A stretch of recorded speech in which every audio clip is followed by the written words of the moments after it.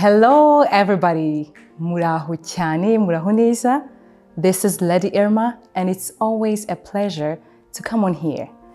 Numunezero mwinshi cyane kuza hano nkuko mpora ntangira ngomba gusuhuza nkaha a major shout out to all the VIPs. Aba VIP ndabakunda cyane, turabakunda team yose kandi reka dukomeze twige dusangire hamwe.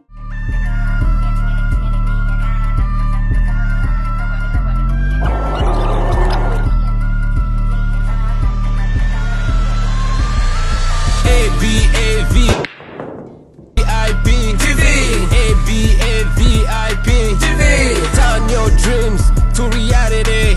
Think different, leave a legacy. Yes you can, yes you can, yes you can, yes you can. If you see it, you can have it in your pocket. ABAVIP TV, ABAVIP TV. Coach Gael. Uyu munsi rero hari inkuru numvise, iyo nkuru inkoraho n'undacyayibuka. Ni inkuru y'umudamu wari ufite abana. Ntabwo nibuka umubare neza, niba bari 2 cyangwa 3, ariko uwo mudamu yari umudamu utishimye. Yari afite umubabaro mwinshi, afite ibibazo, agahora yibwira ngo ngewe abana banjye bose bazatera imbere, bose bazavamo abantu bakomeye. Akabyuka akababwira, mugomba kubaho mwishimye, mugomba kuba abantu bakomeye, mugomba kugera kure, buri wese agomba gukurikira inzozi ze kandi bikaba byo. Bamureba bakabona mama wabo ni umuntu uri very unhappy, ubabaye cyane. Imyaka iragenda, indi iraza, noneho abana be baza kumusura. Baje kumusura, abona umwe yagiye mu biyobyabwenge, undi akazi karamunaniye, undi nawe afite ibibazo by'ubuzima, bose babaye aba failures, nta numwe wigeze avamo nkuko yabyifuje cyangwa se yahoraga babwira. Arabaze se ko nabyukaga buri gitondo nkabibutsa yuko mugomba kwishimira ubuzima, nkabibutsa yuko mugomba kuva mu bantu bakomeye, kuki bitigeze bibaho? Baramubwira ngo mama, warabitubwiraga ariko ntabyo twakubonagamo, warabitubwiraga ariko ntabyo wari wizeye. Twebwe ibyatubayeho nuko twafashe ubuzima, nibyo twakubonanye, nibyo waduhaye. Aha harimo irihe somo? Ubushize tuganira, twaganiriye ku kintu kijyanye no gukora buri munsi, daily action. Ibikorwa bito bya buri munsi umuntu akora bikamubyariramo results cyangwa se bikavamo ibintu bikomeye byiza. Kubera ko wagiye ukora igikorwa cyiza buri munsi udacitse intege, and it ends up in big results cyangwa se bikavamo ibintu bikomeye. Aho twari turimo tuvuga tunareba hamwe impamvu tudahinduka biterwa n'iki, ko tuzi byinshi byiza, ko tuzi icyo dukwiriye gukora, ni iki gituma tudahinduka. Umwaka ugashira undi ugataha tugasanga turi hahandi.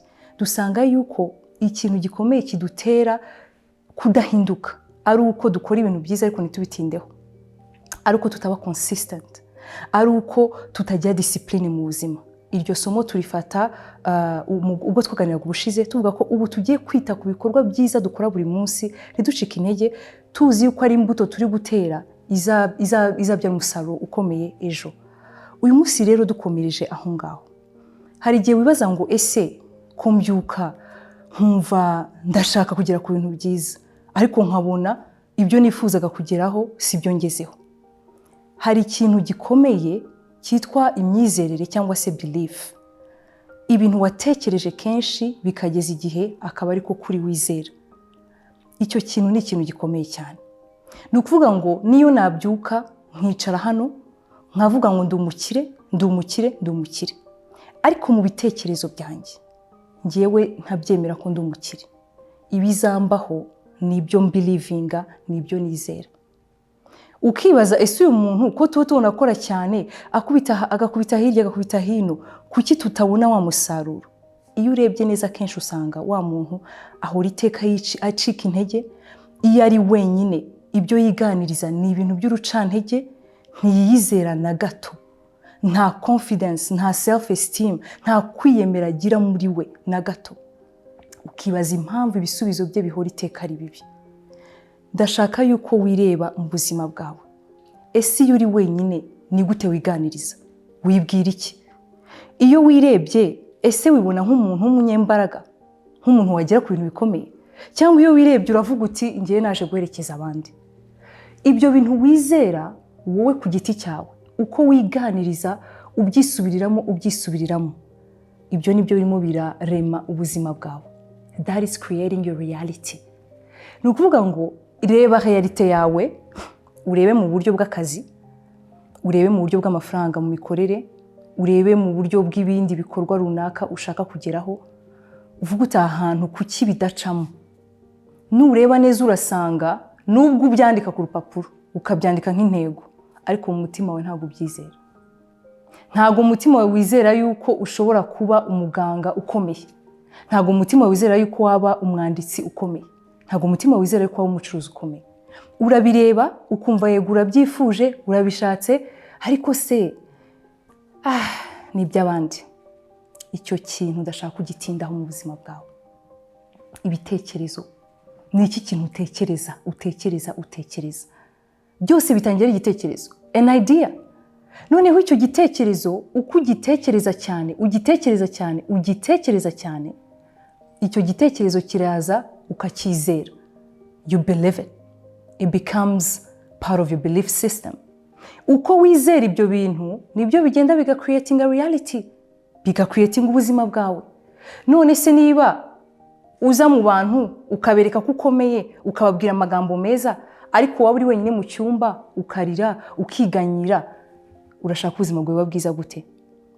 Ibyo abantu bose bakubwira, nubwo naza ahangaha buri munsi nzaza nkubwire yuko Imana yakuremye kubw'impamvu, ufite intego ikomeye mu buzima bwawe, uri uw'agaciro, ugomba gukomera, ufite impano zikurimo, uri unique. Ibyo byose mbikubwire, nutabyizera ngo ugende ubyisubiriremo, ntabwo bizakubaho.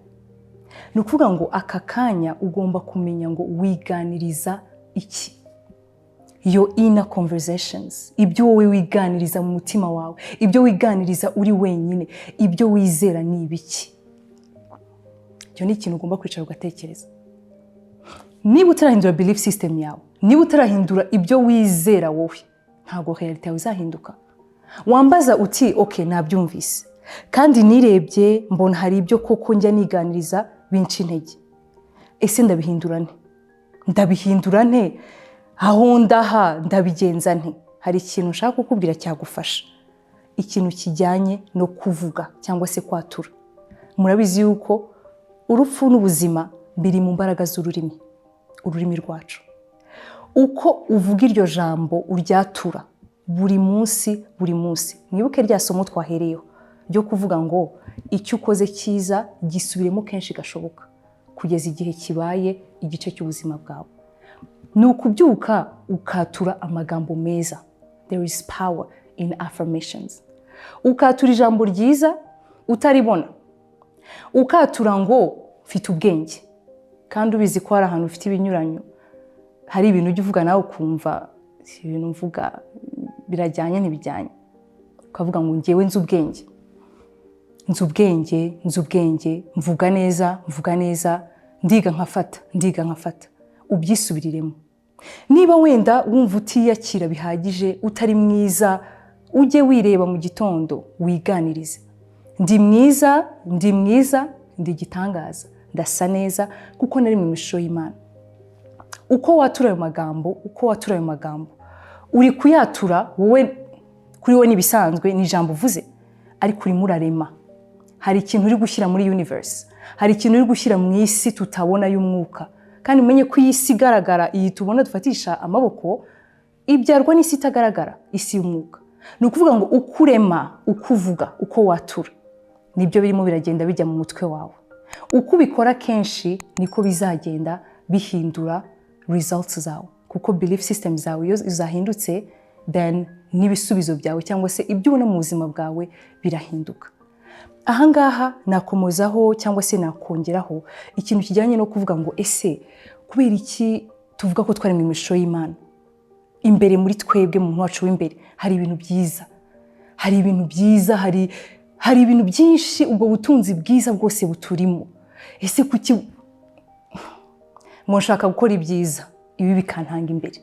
Ibyo bibi bintanga imbere, nabitanga imbere gute? Ushobora kwibaza icyo kibazo. Ndagira ngo usobanurire ukuntu ikiremwa muntu gikoze. Ngewe mureba hangaha, uyu ni umubiri wanjye. Uyu ni umubiri kuva ku mutwe kugeza ku maguru. Mfite ibitekerezo, ubwenge, uko ntekereza, uko nibuka ibintu. Nkagira amarangamutima, nkagira n'ubushake bwo gukora ibintu. Ubwo ni ubugingo. Ni ukuvuga ngo ubwo bugingo bwanjye buri mu mubiri wanjye. Narangiza ngewe ndi kuvuga, ngewe uri kubabwira, nkaba mfite n'igice cy'umwuka. Muri uwo mwuka cyangwa se icyo gice cy'umwuka niyo uri mu ishusho y'Imana. Hari igihe abantu batera urwenya bakavuga ngo abantu bakubwira ko wabyibushye uzababwire ko ishusho ry'Imana ryiyongereye. Ariko mu by'ukuri ishusho ry'Imana ntabwo ari uyu mubiri tubona, ni umuntu wacu w'imbere. Uwo muntu wacu w'imbere rero ko afite ibyiza, ko ari we Mana, kubera iki tutabasha kumwexpressinga kugira ngo natwe nyine tube nk'Imana zigenda zibana neza? Ese biva hehe ukuntu duhemukirana? Kuki dushaka gukora ibyiza ibi bikadutanga imbere? Ni ukuvuga ngo umwuka wawe urabanza, hagakurikizaho ubugingo bwawe. Ibyo bikaba mu mubiri wawe. Ni ukuvuga ngo ubugingo buba hagati. Nibuke ko ubugingo bugizwe n'ibintu bitatu: ibitekerezo, the mind, umutwe, emotions, amarangamutima, and the will, cyangwa se gushaka. Iyo rero hahandi hagati mu bugingo, in our emotions, mu marangamutima, mu bitekerezo, handuye, ari byo twavuze yuko wowe wibwira ibintu bibi, wirirwa wibuka ayo magambo mabi bakubwiye uri umwana, ibyo byose nibyo byuzuye ubugingo bwawe. Niba ariko kayunguruzo kari hagati y'umwuka n'uyu mubiri, ako kayunguruzo muri ubu buryo dukwiye kukitaho, ari bwo bugingo bwacu. Ni ukuvuga ngo muri urugendo rwo guhinduka ntabwo ushobora kwirengagiza amarangamutima yawe.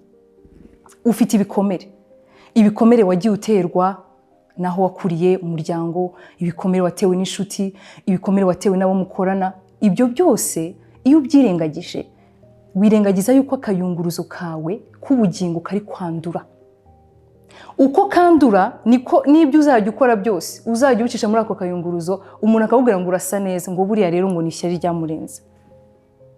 Ese ko mbona uberewe, uzi ko wabyibushye, ubwo rero arashaka kuvuga ko ndi mubi. Umuntu arakubwira neza, ariko kuko ufite ibikomere, ako kayunguruzo kawe kanduye, ukabyinterpretinga nabi. Icyo ni ikintu tugomba kwitaho kandi tugatindaho. Ubwo turi kwibaza ngo ese ni ibiki nibwira, ongeraho n'icya kabiri uti ese mu bugingo bwanjye, mu marangamutima yanjye hameze gute? Nusanga uri umuntu ufite ibibazo mu marangamutima, ufite ibyo ukwiye kuvura, ufite ibintu ugikeneye kwiyubaka muri wowe, wibyirengagiza. Kuko kubyirengagiza urimo urirengagiza na results zawe, cyangwa se ikizava mu buzima bwawe. Ni ukuvuga ngo ese muri uru rugendo rwacu rwo guhinduka, kuba Imana yaturemye kubabo, gukora ibikomeye tugafasha abandi, ibi byiza byose biri indani mu mutima wacu, nta n'umuntu ukeneye kubikubwira. Ubu byumva ibintu numva nshaka kubigeraho, ko warabivukanye, ngo tuvukana inzira zikase mu mitima yacu. Nous avons les chemins tracés, tout tracé dans nos cœurs. Ni ukuvuga ngo Imana yaragiye gupakiramo ibintu, ayo maflash ujya ugira mu mutwe, ukabona potential yawe, ukibona hari ahantu uhagaze hakomeye, ukabibona mu nzozi, ukabibona wicaye wenyine. Ibyo bintu nibyo nta muntu wabikubwiye, ntaho wabibonye, warabiremanywe, biri muri wowe. Ese ibyo bintu uzabigeraho gute? Aha turi kwiga ku nzitizi zituma tutabigeraho. Inzitizi ikomeye ni ibyo wizera, ibyo wibwira. Inzitizi ikomeye ni ibikomere utavura, kandi ibyo bintu ukabyirengagiza. Urashaka kuba umuntu uri strong, ntago narira, ntago navuga ko ibintu byambayeho, ndarira se ugutera impuhwe. Icyo uri kwirengagiza nuko ibyo bintu kuko biri indani ubugingo bwawe buriho ibisebe. Ibyo bisebe ni akayunguruzo gasa nk'akatobotse, kagatuma iby'Imana bikurimo aho kugira ngo bisohoke tubibone, bisa nkaho bimeneka ntitubibone, ntibigere hanze. Ukibaza impamvu ibyo bintu bifite muri wowe bidasohoka. Tinda wivura. Byuka buri gitondo, hari igihe abantu bagira ngo ni ibisazi, turabyumva words of affirmation, ese ndabyuka nivugishe. Ibi ni ibintu bihindura ubuzima bw'abantu, ni ibintu bihindura ubuzima bw'abantu. Byuka buri gitondo uvuga uti ngewe Imana yarandemye, Imana indemera gukora ibikomeye, Imana indemera kuba umuntu udasanzwe, Imana indemera kugira gutya na gutya. Ndi hano kuri iyi si kubera yuko hari umugambi ukomeye uri ku buzima bwanjye. Ubyibwire. Muri urwo rugendo hari aho uzagira gushidikanya, hari aho uzacika intege, hari aho uzababara. Hita wongera uhaguruke ukomeze. Ibyo wibwira buri munsi ndetse nuko wiyumva mu marangamutima ibikomere. Ibyo bintu bitindeho, ubikize bizagufasha kugera ku ntego yawe. Murakoze cyane, byari byiza kuganira namwe. This is Lady Irma and until next time, bye.